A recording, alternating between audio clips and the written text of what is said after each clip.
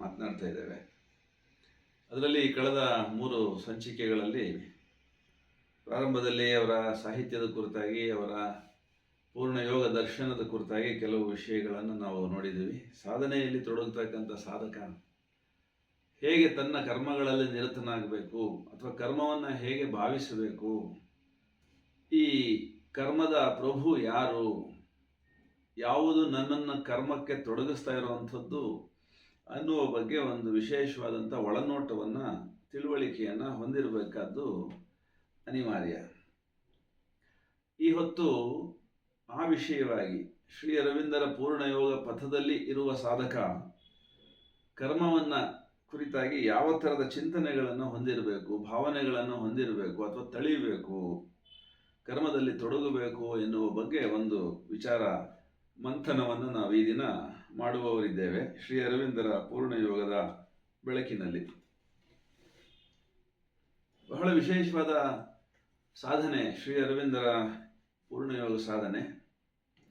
ಅದರಲ್ಲಿ ಇರ್ತಕ್ಕಂಥ ಸಾಧಕ ಅವನೊಳಗಡೆಗೆ ಒಂದು ಅಮರ ಅಂಶವಿದೆ. ಕಾಲ ದೇಶಕ್ಕೆ ಅತೀತವಾಗಿರ್ತಕ್ಕಂಥ, ನಾಮರೂಪಗಳಿಗೆ ಅತೀತವಾಗಿರ್ತಕ್ಕಂಥ, ಸರ್ವಶಕ್ತವಾಗಿರುವ, ಸರ್ವಂಕಷವಾಗಿರುವ ಒಂದು ವಿಶೇಷವಾದಂತಹ ಅಂಶ ಇದೆ ಅನ್ನುವ ಶ್ರದ್ಧೆಯನ್ನು ಹೊಂದಿದವನಾಗಿರಬೇಕು.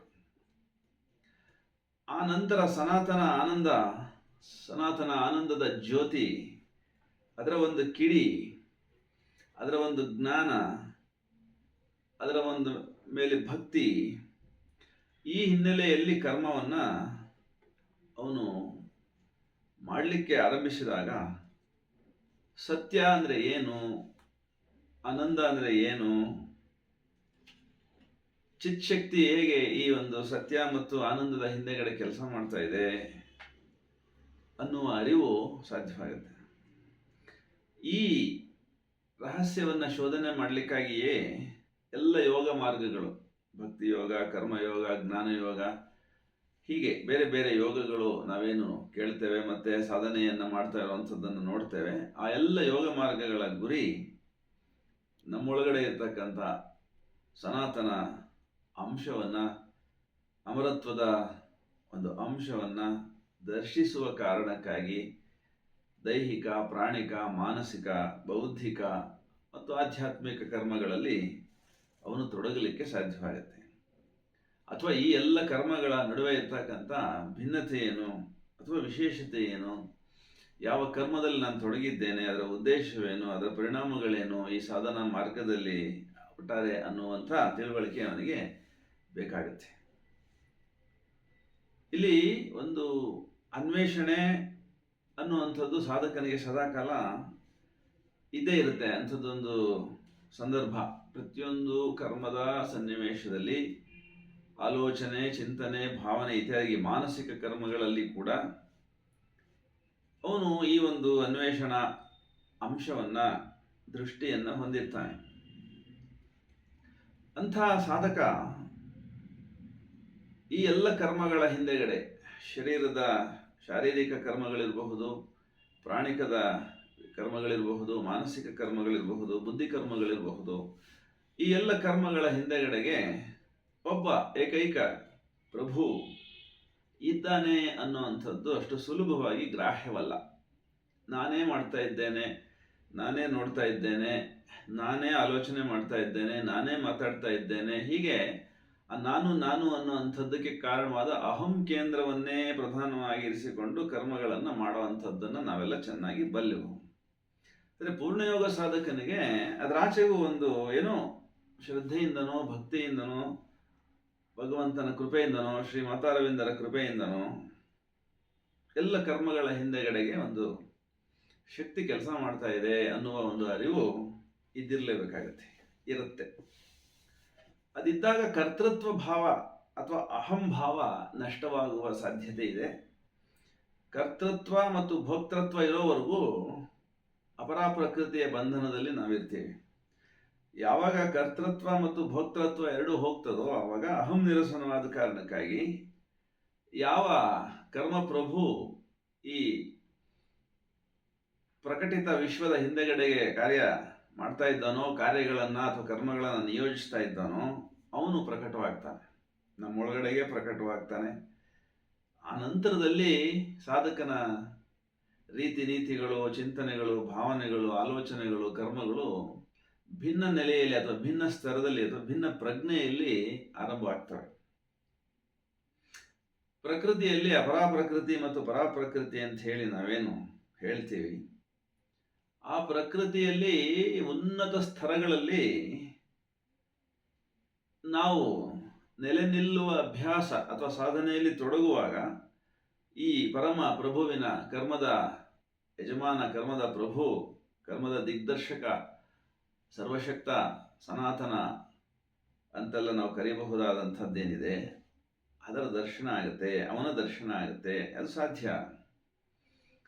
ಆ ಉನ್ನತ ಸ್ತರಗಳಿಗೆ ಏರಿ ಹೋಗಿ ಮುಟ್ಲಿಕ್ಕಾಗಿ ನಾವು ಸಾಧನೆಯಲ್ಲಿ ತೊಡಗಿದ್ದೀವಿ. ಅಪರಾಪ್ರಕೃತಿಯ ಉಪಕರಣಗಳಾಗಿರ್ತಕ್ಕಂಥ ದೇಹ, ಪ್ರಾಣ, ಮನ, ಬುದ್ಧಿ ಇತ್ಯಾದಿ ಇತ್ಯಾದಿ ಏನೆಲ್ಲ ಇದೆ ಅವುಗಳನ್ನು ಉತ್ತರಿಸಿ ಮುಂದಕ್ಕೆ ಹೋದಾಗ ಈ ಪರಮನ ದರ್ಶನ ನಮ್ಮೊಳಗಡೆಗೆ ಪ್ರಾಪ್ತವಾಗುತ್ತೆ ಅಂಥೇಳಿ ಶ್ರೀ ಅರವಿಂದರು ಬೋಧಿಸ್ತಾರೆ.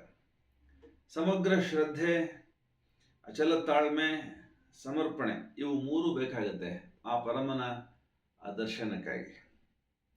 ಶ್ರದ್ಧೆ ಸಮಗ್ರವಾಗಿರಬೇಕು.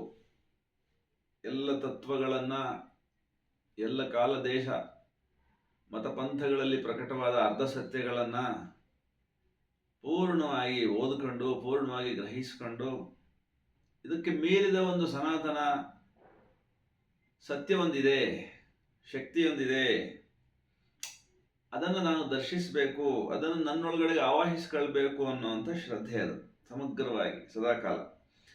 ಅದಕ್ಕಾಗಿ ಅಚಲವಾದ ತಾಳ್ಮೆ ಇರಬೇಕು, ಸಮರ್ಪಣೆ ಇರಬೇಕು. ಪೂರ್ಣ ಪ್ರಮಾಣದ ಸಮರ್ಪಣೆ ಅಂತ ಹೇಳ್ತಾರೆ.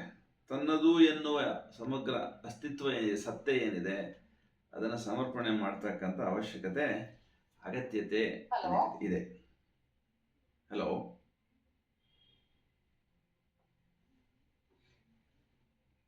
ಕೇಳಿಸ್ತಾ ಇದೆಯಮ್ಮ?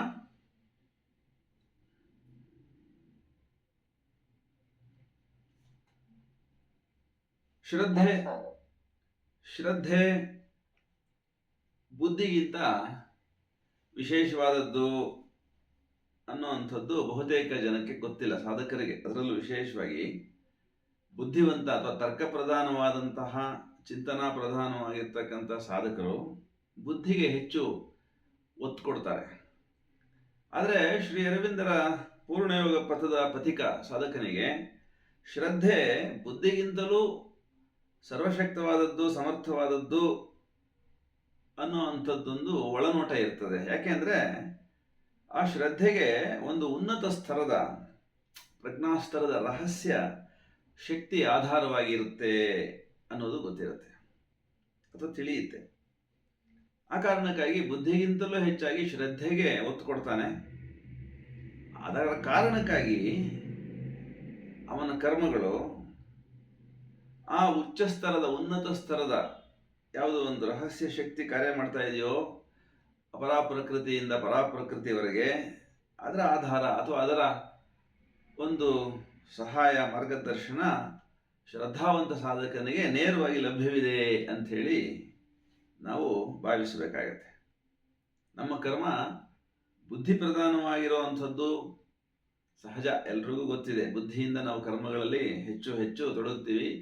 ಬುದ್ಧಿವಂತ ಅಂತ ಅನ್ನಿಸ್ಕೊಳ್ಳೋದಕ್ಕಾಗಿ ಹೆಚ್ಚು ಹೆಚ್ಚು ಇಷ್ಟಪಡ್ತೀವಿ ನಮ್ಮ ಕರ್ಮಗಳ ಮೂಲಕ. ಆದರೆ ಪೂರ್ಣಯೋಗ ಪಥಿಕ ಅದನ್ನು ಅಷ್ಟು ಮುಖ್ಯ ಅಂತ ಹೇಳಿ ಭಾವಿಸಿದೆ. ಶ್ರದ್ಧೆಯಿಂದ ಮತ್ತು ಆ ಶ್ರದ್ಧೆಗೆ ಅತಿ ಸಮೀಪದಲ್ಲಿ ಸಂಪರ್ಕದಲ್ಲಿರುವ ವಿಶ್ವಾಧಾರವಾಗಿರ್ತಕ್ಕಂಥ ಶಕ್ತಿ, ಆ ಒಂದು ಆಧಾರವನ್ನು ಹೆಚ್ಚು ಆಶ್ರಯಿಸ್ತಾನೆ. ಅದು ನಮಗೇನಾದರೂ ಸಾಧ್ಯವಾದರೆ, ಅಂಥದ್ದೊಂದು ಶ್ರದ್ಧೆ ನಮಗೆ ಸಾಧ್ಯ ಆದರೆ ಮುಂದೆ ಏನಾಗುತ್ತೆ ಅಂದರೆ, ಸಾಧಕನ ಕರ್ಮಗಳು ಮತ್ತು ವಿಶ್ವದಲ್ಲಿ ಇರ್ತಕ್ಕಂಥ, ನಡೀತಾ ಇರ್ತಕ್ಕಂಥ ಕರ್ಮಗಳು, ಅಂದರೆ ಬೇರೆ ಬೇರೆ ಸ್ತರದಲ್ಲಿ, ಬೇರೆ ಬೇರೆ ದೇಹಗಳಲ್ಲಿ, ಬೇರೆ ಬೇರೆ ಅವಸ್ಥೆಗಳಲ್ಲಿ ನಡೀತಾ ಇರ್ತಕ್ಕಂಥ ಕರ್ಮಗಳು ಎಲ್ಲವೂ ದೇವ ಅಥವಾ ಈ ಮಹಾ ವಿಶ್ವದ ಹಿಂದೆಗಡೆ ಕೆಲಸ ಮಾಡ್ತಾ ಇರ್ತಕ್ಕಂಥ ಪರಮ ಪ್ರಭುವಿಗೆ ಹಾಕಿದ ಆಹುತಿ ಅಂತ ಹೇಳಿ ಅವನು ಭಾವಿಸೋದಕ್ಕೆ ಸಾಧ್ಯವಾಗುತ್ತೆ. ಫಲಕ್ಕಾಗಿ ನಾನು ಮಾಡ್ತಾ ಇದ್ದೇನೆ ಅನ್ನೋ ಭಾವ ಹೋಗುತ್ತೆ. ಪರಮೇಶ್ವರನಿಗಾಗಿ, ಪರಮ ಪ್ರಭುವಿಗಾಗಿ ನಾನು ಮಾಡ್ತಾ ಇರುವಂಥ ಒಂದು ಯಜ್ಞ, ನನ್ನಲ್ಲಿ ನಡೀತಾ ಇರ್ತಕ್ಕಂಥ ಒಂದು ಸಮರ್ಪಣಾ ಭಾವದ ಯಜ್ಞ ಅಂತ ಹೇಳಿ ಅವನು ಭಾವಿಸೋದಕ್ಕೆ ಆ ಕಾರಣಕ್ಕಾಗಿ ಸಾಧ್ಯವಾಗುತ್ತೆ. ಇದು ಪೂರ್ಣಯೋಗ ಸಾಧಕ ಮಾಡಬೇಕಾಗಿರ್ತಕ್ಕಂಥ ಮೊದಲನೆಯ ಸಾಧನೆ. ಅಂದ್ರೇನು? ಎಲ್ಲ ಕರ್ಮಗಳನ್ನು ಪರಮ ಪ್ರಭುವಿನ ಕಾರ್ಯದಲ್ಲಿ ಒಂದು ನಡೀತಾ ಇರ್ತಕ್ಕಂಥ ಯಜ್ಞ ಅಥವಾ ಆಹುತಿ ಅಂತ ಹೇಳಿ ಭಾವಿಸುವಂಥದ್ದು.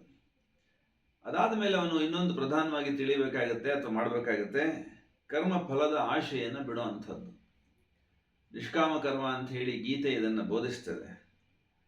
ಯಾರು ಫಲವನ್ನು ತ್ಯಾಗ ಮಾಡಿ ಕರ್ಮದಲ್ಲಿ ತೊಡಗುತ್ತಾನೋ ಅವನಿಗೆ ಅನಂತ ಫಲ ಅಂತ ಹೇಳಿ ಒಂದು ಮಾತು.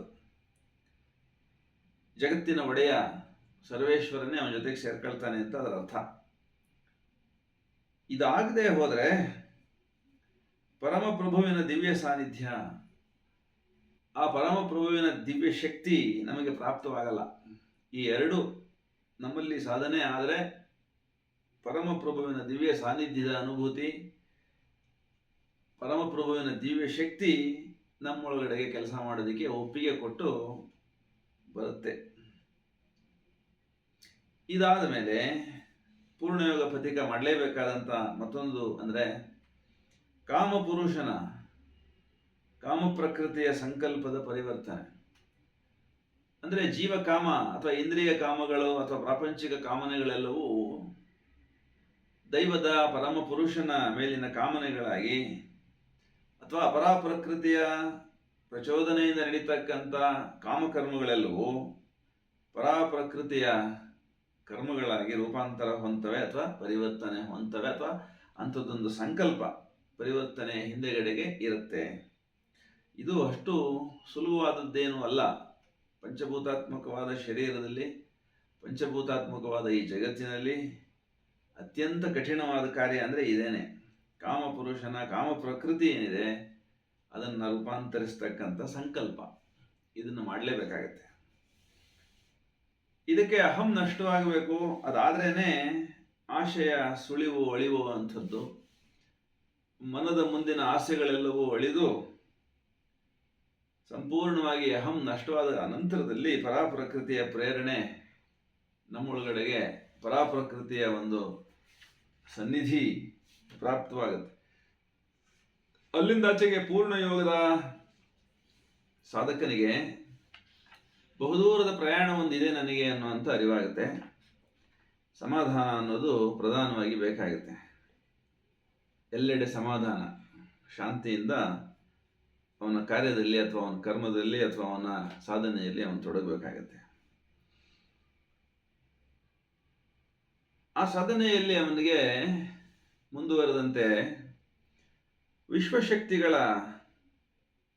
ಉಪಕರಣ ನಾನು ಅಥವಾ ನನ್ನ ಸಮಸ್ತ ಸತ್ತೆ ಅಸ್ತಿತ್ವವೆಲ್ಲವೂ ವಿಶ್ವಶಕ್ತಿಗಳ ಒಂದು ಕರ್ಮಗಳಿಗೆ ಕಾರ್ಯಕ್ಷೇತ್ರ ಅನ್ನೋಂಥ ಅರಿವು ಬೇಕಾಗುತ್ತೆ. ಅದು ದೇಹ, ಅದು ಪ್ರಾಣ, ಅದು ಮನಸ್ಸು, ಅದು ಬುದ್ಧಿ ಯಾವುದೇ ಇರಲಿ, ಸಮಸ್ತ ಅವನ ಆ ಅಸ್ತಿತ್ವ ಏನಿದೆ, ಉಪಕರಣ ಏನಿದೆ, ಅದು ವಿಶ್ವಾತ್ಮಕವಾದ ವಿಶ್ವಶಕ್ತಿಗಳ ಒಂದು ಆಡುಂಬಲವಾಗಿ ಅವನಿಗೆ ಗೋಚರವಾಗುತ್ತೆ. ಈ ಸಂದರ್ಭದಲ್ಲಿಯೂ ಕೂಡ ಅಹಂ ಸಂಪೂರ್ಣವಾಗಿ ನಷ್ಟವಾಗಿದೆ ಅಂತ ಹೇಳಿ ನಾವು ಭಾವಿಸುವಂತಿಲ್ಲ. ಬಗೆ ಬಗೆ ವೇಷದಲ್ಲಿ ತನ್ನ ಅಸ್ತಿತ್ವವನ್ನು ಅದು ಉಳಿಸಿಕೊಳ್ಳಲು ಹವಣಿಸ್ತಾ ಇರುತ್ತೆ ಅಹಂ ಪ್ರಜ್ಞೆ. ಅದು ಅಪರಾಪ್ರಕೃತಿಯ ಹಿಡಿತದಲ್ಲಿರ್ತಕ್ಕಂಥ ಅಸ್ತಿತ್ವ ಏನಿದೆ, ಶರೀರ ಏನಿದೆ, ದೇಹ, ಪ್ರಾಣ, ಮನಸ್ಸು, ಬುದ್ಧಿ ಏನಿದಾವೆ ಅವುಗಳಿಗೆ ಅನಿವಾರ್ಯ. ಅದು ಆ ಅಹಂ ಅವುಗಳನ್ನು ಒಂದಾದ್ಮೇಲೆ ಒಂದು ಹಿಡದೇ ಇರ್ತದೆ, ಬೇರೆ ಬೇರೆ ರೂಪದಲ್ಲಿ, ಬೇರೆ ಬೇರೆ ರೀತಿಯಲ್ಲಿ. ಆ ಕಾರಣಕ್ಕಾಗಿ ಅದು ಸರ್ವವ್ಯಾಪಿಯಾಗಿರೋ ಕಾರಣಕ್ಕಾಗಿ, ಅಂದರೆ ಅಸ್ತಿತ್ವ ಎಲ್ಲದರಲ್ಲಿ ಅಹಂ ಕಾರ್ಯಾಚರಣೆ ನಡೆಸ್ತಾ ಇರೋದ್ರಿಂದಾಗಿ ಕೆಲವು ಸಾರಿ ಗಂಡಾಂತರಕಾರಿಯಾಗುತ್ತೆ. ವೈಯಕ್ತಿಕವಾಗಿ ಸಾಧಕನಿಗೂ ಅದು ತೊಂದರೆ ಮಾಡುತ್ತೆ, ಮತ್ತು ಅವನ ಸುತ್ತ ಇರ್ತಕ್ಕಂಥ ವಾತಾವರಣ ಅಥವಾ ಪ್ರಕೃತಿಗೂ ಕೂಡ ಅದು ತೊಂದರೆ ಮಾಡುತ್ತೆ. ಹಾಗಾಗಿ ವಿಶ್ವಶಕ್ತಿಗಳ ಕ್ರಿಯಾಕಲಾಪಗಳ ಒಂದು ಕಾರ್ಯರಂಗವಾಗಬೇಕಾದ್ರೆ ಸಾಧಕ ತಾನು ತುಂಬ ಎಚ್ಚರದಲ್ಲಿ ನಿರಹಂಕಾರಿಯಾಗಿ ನಿಗರ್ವಿಯಾಗಿ ಸದಾಕಾಲ ಉಳಿಬೇಕಾದಂಥದ್ದು ಪ್ರಧಾನವಾದ ಕರ್ಮ ಅವನದು. ಸಾಮಾನ್ಯ ಜನ ನಾವು ನೋಡ್ತಾ ಹೋದಾಗೆ ಗೊತ್ತಾಗುತ್ತೆ, ಅವರು ಪೂಜೆ ಮಾಡೋದು, ನಡ್ಕೊಳ್ಳೋದು, ಆರಾಧನೆ ಮಾಡೋದು ಎಲ್ಲವೂ ಯಾವುದಕ್ಕೆ ಅಂತಂದರೆ ಅಹಂದ ಭಾವ ದೊಡ್ಡ ಮೂರ್ತಿ ಪ್ರತಿಯೊಬ್ಬನಲ್ಲೂ ಇರುತ್ತೆ. ಅವನದೇ ಅಹಂನ ಒಂದು ರೂಪ ಅದು. ನಮ್ಮ ದೇವರು, ನಮ್ಮ ಮನೆ ದೇವರು, ನಮ್ಮ ಕುಲದೇವರು ಇತ್ಯಾದಿಗಳೆಲ್ಲ ಮಾತಾಡ್ತೀವಲ್ಲ, ಅಲ್ಲೆಲ್ಲ ನಾನು ನಮ್ಮದು ಅನ್ನೋವಂಥದ್ದು ಇರ್ತದೆ ನೋಡಿ. ಆ ಅಹಂ ಮೂರ್ತಿಯನ್ನೇ ಅವನು ಆರಾಧನೆ ಮಾಡ್ತಿರ್ತಾನೆ. ಬಹಿರಂಗದಲ್ಲಿ ಮೂರ್ತಿ ಯಾವುದೇ ಇರಬಹುದು, ಅದು ನನ್ನದು ನಮ್ಮದು ಅನ್ನೋವಂಥ ಅಭಿಮಾನ ಯಾರ ಒಳಗಡೆ ಇರ್ತದೋ ಅವನು ಮಾತ್ರ ಆರಾಧನೆ ಮಾಡ್ತಾನೆ, ಪೂಜೆ ಮಾಡ್ತಾನೆ, ನಡ್ಕೊಳ್ತಾನೆ. ಅಲ್ಲಿ ಪೂಜೆ ಆಗ್ತಾ ಇರೋದು ಯಾವುದಕ್ಕೆ ಅಂದರೆ ಅಹಂ ಮೂರ್ತಿಗೇನೆ. ಭಕ್ತನಲ್ಲಿನ ಅಹಂ ಮೂರ್ತಿಗೆ ಪೂಜೆ ನಡೀತಾ ಇರ್ತದೆ. ಅದು ಸಾಮಾನ್ಯನ ಭಕ್ತಿಯ ಅಥವಾ ಪೂಜೆಯ ಸ್ವರೂಪ. ಆದರೆ ಅಸಾಮಾನ್ಯರು, ತಿಳುವಳಿಕೆ ಇರುವಂಥವರು, ಸಾಧಕರು, ವಿಶೇಷವಾಗಿ ಜ್ಞಾನಿಗಳು ತಾವು ದಿವ್ಯಶಕ್ತಿಯೊಂದರ ಉಪಕರಣ ಅಂತ ತಿಳ್ಕೊತಾರೆ. ಯಾವುದೋ ಒಂದು ಮಹಾಶಕ್ತಿ ನನ್ನಲ್ಲಿ ಕೆಲಸ ಮಾಡ್ತಾ ಇದೆ, ನಾನು ಕೇವಲ ಅದಕ್ಕೆ ನಿಮಿತ್ತ ಮಾತ್ರ, ಉಪಕರಣ ಮಾತ್ರ ಅಂತ ಹೇಳಿ ಅವರು ತಿಳಿದಿರ್ತಾರೆ. ಅದು ಕೂಡ ಒಂದು ಸಾತ್ವಿಕ ಅಹಂಗೆ ಕಾರಣ ಆಗುತ್ತೆ ಅವರಲ್ಲಿ. ನಮ್ಮಲ್ಲಿ ಕಾರ್ಯ ಮಾಡ್ತಾ ಇರ್ತಕ್ಕಂಥ ಮಹಾಶಕ್ತಿಯ ಗ್ರಹಿಕೆ ಎಲ್ಲರಿಗಿರಲ್ಲ. ಎಲ್ಲ ಕಡೆ ಕೆಲಸ ಮಾಡ್ತಾ ಇದೆ ಅದು, ಆದರೆ ಎಲ್ಲರಿಗೆ ಅದರ ಅರಿವಿರೋದಿಲ್ಲ. ವಿಶೇಷವಾದ ಸಾಧನೆ ಮಾಡ್ತಕ್ಕಂಥವ್ರಿಗೆ, ತಿಳುವಳಿಕೆ ಇರೋವಂಥವ್ರಿಗೆ, ಬೌದ್ಧಿಕವಾಗಿ ತುಂಬ ಎತ್ತರದ ಸಾಧನೆ ಮಾಡಿರೋವಂಥವ್ರಿಗೆ ಅದರ ಗ್ರಹಿಕೆ ಇರ್ತದೆ. ಆದರೆ ಪೂರ್ಣ ಪ್ರಮಾಣದಲ್ಲಿ ಆ ಮಹಾಶಕ್ತಿಯ ಕಾರ್ಯವಿಧಾನವನ್ನು ಅರಿಯತಕ್ಕಂಥದ್ದು ನಮ್ಮ ಬೌದ್ಧಿಕ ಸಾಮರ್ಥ್ಯಕ್ಕೆ ಮೀರಿದೆ. ಗ್ರಹಿಸೋದು ಅಷ್ಟು ಸುಲಭವಲ್ಲ. ಎಂಥ ಬುದ್ಧಿವಂತರು ಕೂಡ ತಮ್ಮೊಳಗಡೆ ಕೆಲಸ ಮಾಡ್ತಾ ಇರ್ತಕ್ಕಂಥ ವಿಶ್ವಾತ್ಮಕವಾದ ಶಕ್ತಿ, ಮಹಾಶಕ್ತಿ ಏನಿದೆ, ಅದರ ಸ್ವರೂಪ ಏನಿದೆ, ಅದರ ಕಾರ್ಯವಿಧಾನ ಏನಿದೆ, ಅದರ ವ್ಯಾಪ್ತಿ ಏನಿದೆ ತಿಳಿಲಾರದು. ನಮ್ಮ ಪ್ರಕೃತಿ ವಿಶ್ವಶಕ್ತಿಯನ್ನು ತನ್ನಲ್ಲಿ ಇಟ್ಟುಕೊಂಡಿರುವ ಧಾರಣಾ ಪಾತ್ರೆ ರೀತಿಯಲ್ಲಿ ಇರಬೇಕು ಅಂಥೇಳಿ ಮಹರ್ಷಿ ಅರವಿಂದ್ರ ಹೇಳ್ತಾರೆ. ಶ್ರೀ ಅರವಿಂದರು ಇಲ್ಲಿ ಆ ಧಾರಣಾ ಸಾಮರ್ಥ್ಯವನ್ನು ಬೆಳೆಸ್ಕೊಳ್ಳಿ. ನಿಮ್ಮ ದೇಹ ಅನ್ನುವಂಥ ಒಂದು ಪಾತ್ರ ಅಥವಾ ಪಾತ್ರೆ ಆ ವಿಶ್ವಶಕ್ತಿಯನ್ನು ತನ್ನೊಳಗಡೆಗೆ ತುಂಬಿಟ್ಟುಕೊಳ್ಳುವಂಥ ಶುದ್ಧತೆಯನ್ನು ಹೊಂದಬೇಕಾಗತ್ತೆ ಅಂಥೇಳಿ ಬಯಸ್ತಾರೆ. ಯಾಕೆಂದರೆ ಅದು ಉಪಕರಣವಾಗಬೇಕು ಅಂತಂದರೆ, ಬಳಕೆಯಾಗಬೇಕು ಅಂತಂದರೆ ಅದರಲ್ಲಿ ಅಹಂ ಲವಲೇಶವೂ ಇರದಂತೆ ನೋಡ್ಕೊಳ್ಬೇಕಾಗತ್ತೆ. ಆಗ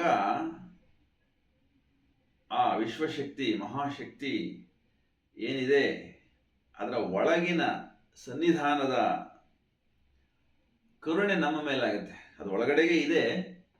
ಅಸಾಮಾನ್ಯ ಸಾಧನೆಯಿಂದ, ಅಹಂ ನಿರಸನದಿಂದ ಅದು ನಮ್ಮ ಮೇಲೆ ಕೃಪಾಕರಿಸಿದಾಗ, ನನ್ನನ್ನು ಆರಿಸಿಕೊಂಡಾಗ, one who has chosen the divine has been chosen by the divine ಅಂತ ಹೇಳ್ತಾರೆ. ಅದು ನನ್ನನ್ನು ಆರಿಸಿಕೊಳ್ಳುತ್ತೆ, ಸನ್ನಿಧಾನವನ್ನು ಆವಾಗ ನನಗೆ ಅದು ಕೊಡುತ್ತೆ. ಅದು ಕೂಡ ಒಳಗಿನ ಮಾನಸಿಕ ಬೌದ್ಧಿಕ ಕರ್ಮಗಳ ಒಂದು ರೂಪಾಂತರಣದಿಂದ, ಶುದ್ಧಿಯಿಂದ ಮಾತ್ರ ಸಾಧ್ಯವಾಗುತ್ತೆ. ಈ ಶರೀರ ಒಂದು ಸುಂದರ ಪಾತ್ರೆ ಅಥವಾ ಪಾತ್ರ, ಭಗವತ್ ಶಕ್ತಿ ಧರಿಸಲಿಕ್ಕೆ ಮತ್ತು ಹರಿಸಲಿಕ್ಕೆ. ಈ ಸುಂದರ ಪಾತ್ರೆ ಮತ್ತೊಂದು ಸುಂದರ ಪಾತ್ರೆಯನ್ನು ಕಂಡು ಅತಿಶಯವಾಗಿ ಸಂತೋಷಿಸಬಹುದು, ಅತಿಶಯವಾಗಿ ಅಸೂಯೆ ಪಡಬಹುದು. ನಾನು ಸೌಂದರ್ಯವಂತ, ನಾನು ಬುದ್ಧಿವಂತ ಅಂತೆಲ್ಲ ಜಗತ್ತಿನ ಶಕ್ತಿಗಳು, ಅಪರ ಪ್ರಕೃತಿ ತಮ್ಮನ್ನು ಎಳಿತಾ ಇರುತ್ತೆ ಕೀರ್ತಿ, ವಾರ್ತೆ, ಮಾನ, ಸನ್ಮಾನ ಇತ್ಯಾದಿಗಳ ಕಡೆಗೆ. ಆದರೆ ಪೂರ್ಣಯೋಗ ಪಥಿಕನಾದವನಿಗೆ ಎಚ್ಚರ ಏನಿರುತ್ತೆ ಅಂದರೆ, ಅದೆಷ್ಟೇ ಸುಂದರ ಪಾತ್ರ ಇರಲಿ ಅಥವಾ ಸುಂದರವಾದ ಪಾತ್ರೆ ಇರಲಿ, ಎಂಥದ್ದೇ ಶಕ್ತಿಶಾಲಿ ಉಪಕರಣ ಇರಲಿ, ಅದನ್ನು ತಯಾರಿಸಿದ ಕುಂಬಾರನ ಬಗ್ಗೆ, ಆತನ ಮೇಲ್ಮೆಯ ಬಗ್ಗೆ ಅರಿವಿರ್ತದೆ.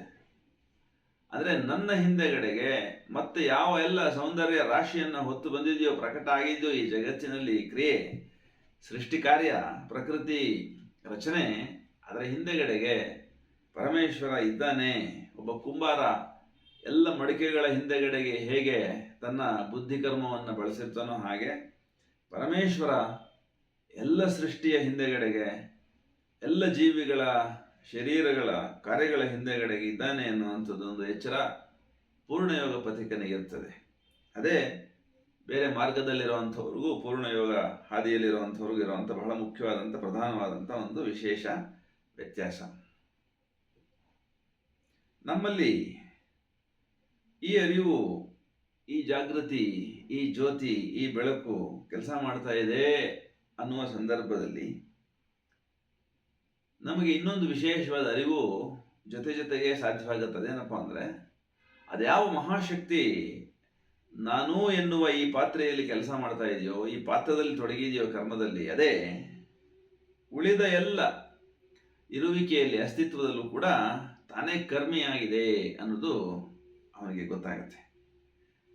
ಆಗ ಅವನಿಗೆ ಇನ್ನೊಂದು ತಿಳುವಳಿಕೆ ಏನು ಬರುತ್ತೆ ಅಂದರೆ, ನಾನು ಮಾಡ್ತಾ ಇದ್ದೇನೆ, ನನ್ನ ಶರೀರದ ಮೂಲಕ ನೋಡ್ತಾ ಇದ್ದೇನೆ, ಕೇಳ್ತಾ ಇದ್ದೇನೆ, ಮಾತಾಡ್ತಾ ಇದ್ದೇನೆ ಅನ್ನೋ ಅಂಥದ್ದು ಹೋಗಿ ಅದೇ ಮಾತಾಡ್ತಾ ಇದೆ, ಅದೇ ನೋಡ್ತಾ ಇದೆ, ಅದೇ ಕೇಳ್ತಾ ಇದೆ, ಸಕಲ ಸೃಷ್ಟಿ ವ್ಯಾಪಾರಗಳೆಲ್ಲವೂ ಅದರದೇ, ನಾನು ಮತ್ತು ನನ್ನದು ಅನ್ನೋದು ಕೇವಲ ತೋರಿಕೆ, ಅಹಂ ಅನ್ನೋವಂಥದ್ದು ತಿಳಿದು ಬಿಡುತ್ತೆ ಪೂರ್ಣವಾಗಿ. ಅಹಂ ನಿರಸನಕ್ಕೆ ಅದು ಕಾರಣ ಆಗುತ್ತೆ.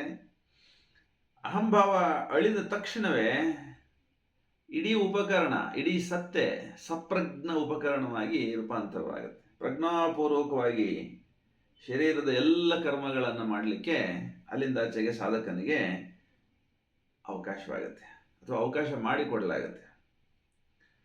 ಅದಕ್ಕೆ ನಿಮ್ನ ಸ್ತರಗಳಲ್ಲಿ ಅಥವಾ ನಿಮ್ನ ಪ್ರಕೃತಿಯ ಸ್ತರಗಳಲ್ಲಿ ಜ್ಯೋತಿ ಶಕ್ತಿ ಆ ಪರಮ ಪುರುಷನ ದಿವ್ಯ ಜ್ಞಾನ ಪ್ರಚ್ಛನ್ನವಾಗಿ ಕಾರ್ಯದಲ್ಲಿ ಇದ್ರೂ ಕೂಡ ನಿಮ್ನ ಪ್ರಕೃತಿಯ ಹಿಡಿತದಲ್ಲಿರ್ತಕ್ಕಂಥ ಸಾಧಕರಿಗೆ ಅದು ವೇದ್ಯವಾಗಲ್ಲ. ಇವುಗಳನ್ನು ದೇಹ ಪ್ರಾಣ ಮನಸ್ಸುಗಳಲ್ಲಿ ಸಾಕ್ಷಾತ್ಕರಿಸಿಕೊಂಡಾಗ ಮಾತ್ರ, ಅಂದರೆ ಜ್ಯೋತಿ ಶಕ್ತಿ ಆನಂದ ಮತ್ತು ಈ ಅಪರಾಪ್ರಕೃತಿಯ ಹಿಂದೆಗಡೆ ಕೆಲಸ ಮಾಡ್ತಾ ಪರಮೇಶ್ವರನ ದಿವ್ಯ ಜ್ಞಾನ ಏನು ಪ್ರಚ್ಛನ್ನವಾಗಿ ಪೊಟೆನ್ಷಿಯಲ್ ಆಗಿ ಕೆಲಸ ಮಾಡ್ತಾ ಇದೆಯೋ ಅದನ್ನು ನಾವು ಗ್ರಹಿಸಿಕೊಂಡಾಗ ಅಥವಾ ಸಾಕ್ಷಾತ್ಕರಿಸಿಕೊಂಡಾಗ ಈ ದೇಹ, ಈ ಪ್ರಾಣ, ಈ ಮನಸ್ಸು, ಈ ಬುದ್ಧಿ ಅಂತ ನಾವೆಲ್ಲ ಏನು ಉಪಕರಣಗಳಂತ ಹೇಳ್ತೀವೋ ಅವು ದೈವಿ ಉಪಕರಣಗಳಾಗಿ ರೂಪಾಂತರ ಹೊಂದ್ತವೆ. ಆಧ್ಯಾತ್ಮೀಕೃತ ದೇಹ ಆಗುತ್ತೆ, ಆಧ್ಯಾತ್ಮಿಕೃತ ಪ್ರಾಣ ಆಗುತ್ತೆ. ಅದು ರೂಪಾಂತರ, ಅದು ಟ್ರಾನ್ಸ್ಫಾರ್ಮೇಷನ್. ಆ ಮೂಲಕ ಆ ಅಸ್ತಿತ್ವದಲ್ಲಿ, ಆ ಶರೀರದಲ್ಲಿ, ಸಾಧಕನ ಇರುವಿಕೆಯಲ್ಲಿ ಆ ದಿವ್ಯ ಮಾತೆಯ ಪರಾಶಕ್ತಿ ಅಂತ ನಾವೇನು ಹೇಳ್ತೀವಿ, ಆ ಶಕ್ತಿ ಕೆಲಸ ಮಾಡಲಿಕ್ಕಾಗಿ ಒಪ್ಪಿಗೆ ಕೊಟ್ಟು ಬರುತ್ತೆ. ಈ ಶರೀರ, ಈ ಅಸ್ತಿತ್ವವೆಲ್ಲವೂ ಆಕೆಯ ಉಪಕರಣವಾಗಿ ಬಳಕೆಯಾಗುತ್ತೆ. ಅಲ್ಲಿಂದಾಚೆಗಿನ ಕರ್ಮಗಳು ಸಾಮಾನ್ಯ ಮಾನವರ ಕರ್ಮಗಳಂತಿರಲ್ಲ. ಆ ಶರೀರದಲ್ಲಿರ್ತಕ್ಕಂಥ ಸಾಧಕ ಜೀವ ನನ್ನ ಕರ್ಮಗಳು ಅಂಥೇಳಿ ಭಾವಿಸೋದಿಲ್ಲ. ಈ ಇಡೀ ಸತ್ತೆಯ ಮೂಲಕ ಪರಾಶಕ್ತಿಯ ಕರ್ಮ ನಡೀತಾ ಇದೆ ಅನ್ನೋ ಅಂಥದ್ದೊಂದು ತಿಳುವಳಿಕೆ ಅವನಿಗೆ ಸದಾಕಾಲ ಎಚ್ಚರದಲ್ಲಿ ಇರೋದಕ್ಕೆ ಕಾರಣವಾಗುತ್ತೆ. ಬಹುತೇಕ ಸಾಧಕರು ಸಾಧನೆ ಯಾಕೆ ಮಾಡ್ತಾರೆ ಅಂದರೆ, ಮುಕ್ತಿಗಾಗಿ, ಮೋಕ್ಷಕ್ಕಾಗಿ, ವಿಮೋಚನೆಗಾಗಿ, ಅಥವಾ ಎಲ್ಲ ಥರದ ದುಃಖ ನಿವೃತ್ತಿಯಾಗಿ, ಅಥವಾ ಪರಮೇಶ್ವರನ ಅನುಸಂಧಾನಕ್ಕಾಗಿ ಅಂತೆಲ್ಲ ನಾವು ಹೇಳ್ತಾರೆ, ನೋಡೋದನ್ನು ಕೇಳ್ತೀವಿ. ಇಲ್ಲಿ ಕರ್ಮಯೋಗ ಅಂತ ನಾವೇನು ಹೇಳ್ತೀವಿ, ಶ್ರೀ ಅರವಿಂದರ ಈ ಒಂದು ಯೋಗ ಪಥದಲ್ಲಿ ಸ್ವಲ್ಪ ಮಟ್ಟಿಗೆ ಭಿನ್ನವಾದಂತಹ, ಇನ್ನೂ ವಿಸ್ತಾರವಾದಂತಹ, ಮಹತ್ತರವಾದಂತಹ ಒಂದು ರೀತಿಯಲ್ಲಿ ಆ ಶ್ರೀ ಅರವಿಂದರ ಕರ್ಮಯೋಗವನ್ನು ನಾವು ಗ್ರಹಿಸಬಹುದಾಗಿದೆ. ಏನದು ಅಂದರೆ, ವಿಮೋಚನೆ ಅಷ್ಟೇ ಅಲ್ಲ ಕರ್ಮದ ಉದ್ದೇಶ, ಪರಿಪೂರ್ಣತೆಯೂ ಆಗಿದೆ ಅನ್ನುವಂಥದ್ದು. ಪರ್ಫೆಕ್ಷನ್, ಎಲ್ಲ ಕರ್ಮಗಳ ಉದ್ದೇಶ ಇಲ್ಲಿ ಮೋಕ್ಷ ಅಷ್ಟೇ ಅಲ್ಲ, ಪರಿಪೂರ್ಣತೆ, ಟು ಪರ್ಫೆಕ್ಟ್ ದ ಎಂಟೈರ್ ಇನ್ಸ್ಟ್ರುಮೆಂಟ್ಯಾಲಿಟಿ.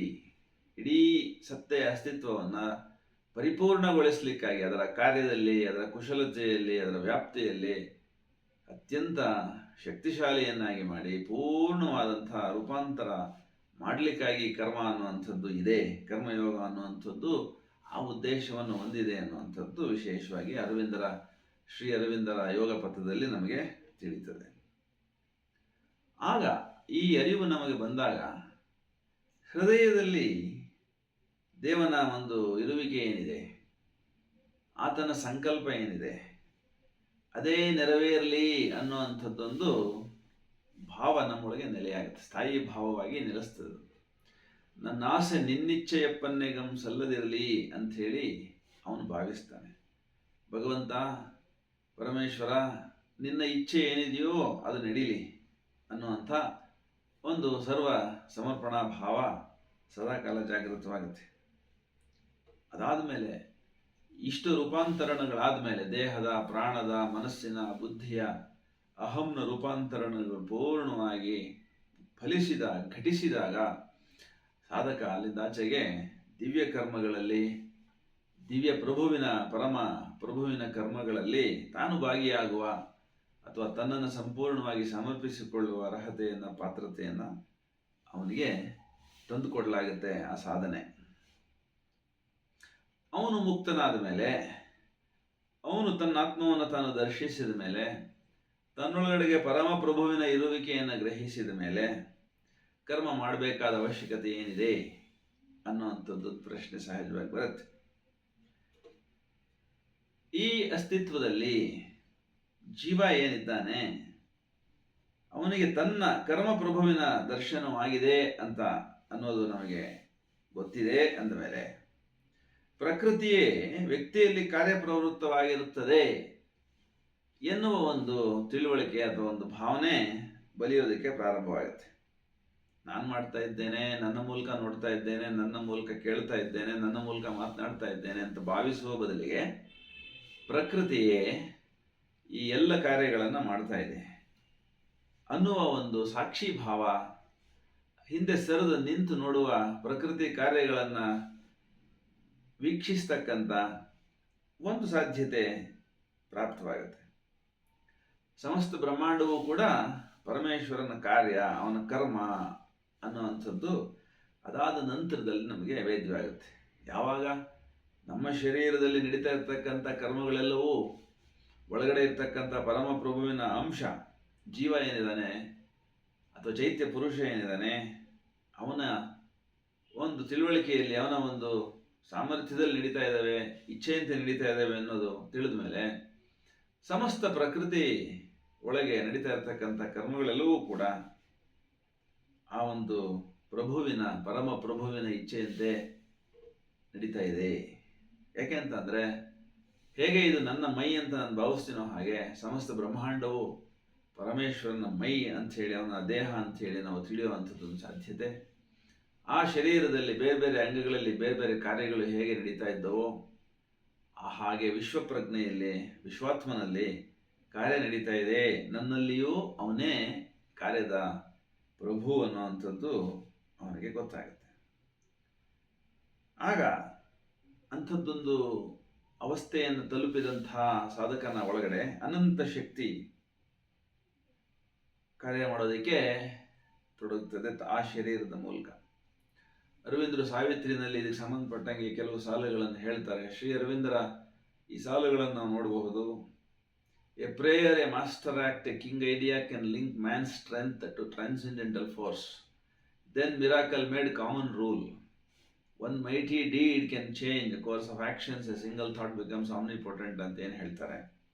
ಯಾವಾಗ ಮಾನವ ಚೇತನ ಪರಾತ್ಪರ ಚೇತನದೊಂದಿಗೆ ಸಂಪರ್ಕಕ್ಕೆ ಬರುತ್ತೋ ಆವಾಗ ಈ ಮಾನವ ಚೇತನದ ಎಲ್ಲ ಕಾರ್ಯಗಳು ಪರಮ ಪ್ರಭುವಿನ ಕಾರ್ಯಗಳಾಗಿ ಗೋಚರಿಸ್ತವೆ. ಆವಾಗ ಇವನು ಪವಾಡ ಪುರುಷನಂತೆ, ವಿಶೇಷವಾದ ಶಕ್ತಿಯನ್ನು ಆವಾಹಿಸಿಕೊಂಡವನಂತೆ ಈ ಪ್ರಕೃತಿ ಅಪರ ಪ್ರಕೃತಿ ಒಳಗಡೆಗೆ ಇದ್ದರೂ ಕೂಡ ಅವನ ಕಾರ್ಯಗಳೆಲ್ಲವೂ ನಿಷ್ಕಾಮ ಕರ್ಮಗಳಾಗಿ ಪರಮೇಶ್ವರನ ಕರ್ಮಗಳು ಎನ್ನುವಂತಹ ಒಂದು ವಿಶೇಷ ಕರ್ಮಗಳಾಗಿ ಗೋಚರಿಸ್ತವೆ.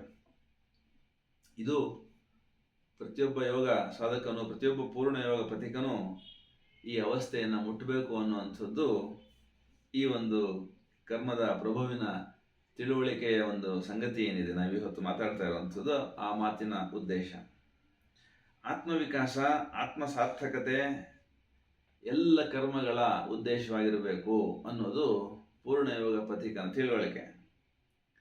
ಅವನ ಚಿಂತನೆ, ಭಾವನೆ, ಆಲೋಚನೆ ಎಲ್ಲವೂ ದೇಹ, ಪ್ರಾಣ, ಮನ, ಬುದ್ಧಿ ಇತ್ಯಾದಿ ಇತ್ಯಾದಿ ಏನೆಲ್ಲ ಅವನಲ್ಲಿ ಇದೆ ಉಪಕರಣಗಳು, ಆ ಎಲ್ಲ ಉಪಕರಣಗಳ ಬಳಕೆಯಲ್ಲಿ ಅವನು ಆತ್ಮವಿಕಾಸದ ಆತ್ಮಸಾರ್ಥಕತೆಯ ಉದ್ದೇಶವನ್ನು ಹೊಂದಿದವನಾಗಿರ್ತಾನೆ. ವಿಶ್ವಾತ್ಮನಿಗಾಗಿ ಪರಿಪೂರ್ಣತೆಯನ್ನು ಪಡೆದ ಯೋಗಿ ಈ ಕಾರ್ಯದಲ್ಲಿ ತೊಡಗಿರಬೇಕು. ಪೂರ್ಣ ಯೋಗಿಯ ಪ್ರಧಾನವಾದ ಕರ್ತವ್ಯ ಅದೇನೆ. ಅವನು ಮೋಕ್ಷವನ್ನ ಮುಮುಕ್ಷತ್ವವನ್ನ ಅಥವಾ ಮುಕ್ತಿಯನ್ನು ಪಡೆದ ಅಂಥೇಳಿ ತಾನು ಆನಂದದಿಂದ ಇರಲಿಕ್ಕೆ ಬಿಡೋದಿಲ್ಲ. ಅವನು ಕರ್ಮದಲ್ಲಿ ತೊಡಗಲೇಬೇಕಾಗತ್ತೆ. ಪ್ರಕೃತಿ ವ್ಯಾಪಾರನೇ ಅದು ಕರ್ಮ. ಅಷ್ಟು ಸುಲಭವಾಗಿ ಯಾರನ್ನು, ಎಂಥ ಮಹಾಜ್ಞಾನಿಯನ್ನು ಕೂಡ ಅದು ಸುಮ್ಮನೆ ಇರಲಿಕ್ಕೆ ಬಿಡೋದಿಲ್ಲ. ಕರ್ಮಕ್ಕೆ, ಕಾರ್ಯಕ್ಕೆ ಹಚ್ತದೆ. ಯಾಕೆ ಅಂದರೆ ಸಮಸ್ತ ವಿಶ್ವಾತ್ಮನ ಕಾರ್ಯವೇ ಆಗಿದೆ ಇಡೀ ಜಗತ್ತು. ಎಂಥ ಮಹಾ ಜ್ಞಾನಿಯಾದರೂ, ಎಂಥ ಮಹಾ ಸಾಧಕನಾದರೂ, ಎಂಥ ಮಹಾ ಯೋಗಿಯಾದರೂ ಪ್ರಕೃತಿಯ ಒಂದು ಅಂಗ, ಒಂದು ಅಂಶ. ಆದ್ದರಿಂದ ಅವನನ್ನು ಕೂಡ ಆ ವಿಶ್ವಾತ್ಮ ಕರ್ಮದಲ್ಲಿ ತೊಡಗಿಸ್ತಾನೆ, ಬಿಡೋದಿಲ್ಲ. ಯೋಗಿ ಕರ್ಮದಲ್ಲಿ ತೊಡಗಿದಾಗ ಕರ್ತೃತ್ವ ಭಾವದಿಂದ ದೂರ ಉಳಿತಾನೆ. ಅದು ಬಹಳ ವಿಶೇಷವಾದಂತಹ ತಿಳುವಳಿಕೆ, ನಾವು ಅರಿಯಬೇಕಾದದ್ದು. ಅವನ ಉಪಕರಣಗಳೆಲ್ಲವೂ ಪರಾಶಕ್ತಿಯ ಸಹಜತೆಗೆ ಒಳಗಾಗಿ ಇರ್ತವೆ. ನಾನು ಮಾಡ್ತಾ ಇದ್ದೇನೆ, ನಾನು ನೋಡ್ತಾ ಇದ್ದೇನೆ, ನನಗಾಗಿ ಮಾಡ್ತಾ ಇದ್ದೇನೆ, ಕೀರ್ತಿ ವಾರ್ತೆಗಾಗಿ ಮಾಡ್ತಾ ಇದ್ದೇನೆ ಅನ್ನೋದು ಇರೋದಿಲ್ಲ ಅಲ್ಲಿ. ಕರ್ತೃತ್ವ ಭಾವವೇ ಇರಲ್ಲ, ಹಾಗಾಗಿ ಭೋಕ್ತೃತ್ವನೂ ಇರೋದಿಲ್ಲ. ಆದರೆ ಸಹಜವಾಗಿ ಕರ್ಮ ಮಾತ್ರ ನಡೀತಾ ಇರುತ್ತೆ.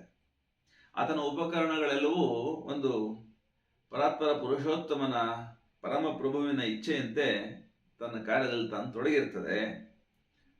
ಇವನು ನಾನು ಅನ್ನೋ ಭಾವದಿಂದ, ಮಮ ಮತ್ತು ಅಹಂಭಾವದಿಂದ ದೂರ ಉಳಿದಿರ್ತಾನೆ. ಆ ಕಾರಣಕ್ಕಾಗಿ ಅವನು ಕರ್ತೃತ್ವ ಭೋಕ್ತೃತ್ವವನ್ನು ಹೊಂದಿದವನಾಗಿರಲ್ಲ. ಹಾಗಾಗಿ ಕರ್ಮದಲ್ಲಿ ಇದ್ರೂ ಕೂಡ ತನ್ನ ಇಡೀ ಸತ್ತೆ ಅವನು ಫಲದ ಭೋಗದ ಬಗೆಗೆ ಚಿಂತಿತನಾಗಿರೋದಿಲ್ಲ. ಸಹಜವಾಗಿ ಉಸಿರಾಟ ನಡೆದಂತೆ, ಸಹಜವಾಗಿ ಜೀರ್ಣಕ್ರಿಯೆ ನಡೆದಂತೆ, ಸಹಜವಾಗಿ ರಕ್ತ ಪರಿಚಲನೆ ನಡೆದಂತೆ, ಸಹಜವಾಗಿ ಮೆದುಳಿನಲ್ಲಿ ಚಿಂತನೆ, ಭಾವನೆ, ಆಲೋಚನೆಗಳು, ಕ್ರಿಯೆಗಳು ನಡೆದಂತೆ ಪ್ರಕೃತಿ ವ್ಯಾಪಾರಗಳೆಲ್ಲವೂ ಹೇಗೆ ನಡೀತಾವೋ ಹಾಗೆ ನಡೀತಾ ಇದೆ ಈ ವಿಶ್ವವೆಲ್ಲವೂ ಅನ್ನುವಂಥದ್ದರ ಅರಿವು, ಸಹಜ ತಿಳಿವು, ಅದು ಅವನಿಗೆ ಪ್ರಾಪ್ತಿಯಾಗಿರುತ್ತೆ. ವಿಮುಕ್ತನಾದ ಸಾಧಕ ಅಂದರೆ ಬಂಧನಗಳಿಂದ, ನಾನು ನನ್ನದು, ಈ ಥರ ಬಂಧನಗಳೇನಿದ್ದಾವೆ, ಬಂಧನಕ್ಕೆ ಕಾರಣವಾದ ಅಂಶಗಳೇನಿದ್ದಾವೆ, ಅದರಿಂದ ವಿಮುಕ್ತನಾದವನು ಜ್ಞಾನದ ಬಲದಿಂದ, ಭಕ್ತಿಯ ಶ್ರದ್ಧೆಯ ಬಲದಿಂದ, ಕರ್ಮದ ಬಲದಿಂದ, ಯಾವುದಾದ್ರೂ ಸರಿ, ಮೂರೂ ಯೋಗಗಳು, ಮೂರೂ ಯೋಗ ಮಾರ್ಗಗಳು ಶ್ರೀ ಅರವಿಂದರ ಈ ಪೂರ್ಣ ಯೋಗ ಮಾರ್ಗದಲ್ಲಿ ಒಂದಾಗ್ತವೆ. ಮೂರು ಯೋಗಗಳ ತ್ರಿವೇಣಿ ಸಂಗಮ, ಮಹಾ ಒಂದು ತ್ರಿವೇಣಿ ಸಂಗಮ ಇದು ಪೂರ್ಣ ಯೋಗ ಅಂತ ಹೇಳಿ ನಾವು ಭಾವಿಸಬಹುದು. ಇಲ್ಲಿ ಭಕ್ತಿಯೂ ಉಂಟು, ಜ್ಞಾನವೂ ಉಂಟು, ಕರ್ಮವೂ ಉಂಟು. ಮೂರು ಒಂದಕ್ಕೆ ಒಂದು ಪೂರಕವಾಗಿ, ಒಂದರ ಒಳಗಡೆಗೆ ಒಂದು ಪ್ರೋತ್ಸಾಹಕರವಾಗಿ ಮಿಳಿತವಾಗಿರ್ತವೆ. ಅದು ವಿಮುಕ್ತನಾದ ಸಾಧಕನ ಒಳಗಡೆಗೆ, ಅವನ ಸನ್ನಿವೇಶದಲ್ಲಿ ಪರಮಾತ್ಮನ ಪ್ರೇರಣೆಯಂತೆ ಕಾರ್ಯಗಳು ಅವನ ಮೂಲಕ ನಡೀತಾ ಇರ್ತದೆ.